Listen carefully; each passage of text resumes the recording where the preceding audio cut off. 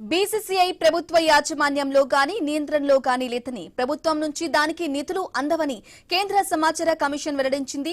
దీంతో BCCI RBI పరిధిలోకి రాదని స్పష్టం చేసింది. జాతీయ అంతర్జాతీయ క్రికెట్ టోర్నమెంట్ల కోసం బీసీసీఐ భారత్కు ప్రాతినిధ్యం వహించడానికి ఆటగాళ్లను ఎంపిక చేయడానికి గల నిబంధనలు, అధికారాలకు సంబంధించిన సమాచారాన్ని కోరుతూ దాఖలైన అప్పీల్ను కమిషన్ కొట్టివేసింది. ఇక బీసీసీఐ ప్రజా అధికార సంస్థ అని సీఐసీ పేర్కొంది.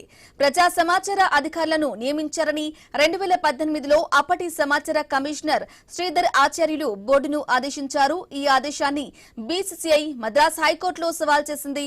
సుప్రీంకోర్టు గతంలో వెలువరించిన తీర్పుల దృష్ట్యా ఈ అంశంపై మళ్లీ విచారణ చేపట్టాలని మద్రాస్ హైకోర్టు కేంద్ర సమాచార కమిషన్ను ఆదేశించింది.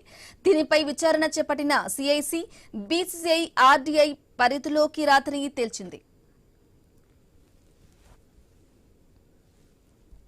ఇక బీసీసీఐ అనేది తమిళనాడు సొసైటీల రిజిస్ట్రేషన్ చట్టం కింద నమోదైన ఒక సొసైటీ అని తెలిపింది.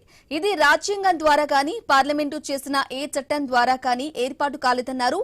ప్రభుత్వ యాజమాన్యం కింద గాని ప్రభుత్వ నియంత్రణలో కానీ ఇది లేదని స్పష్టం చేసింది.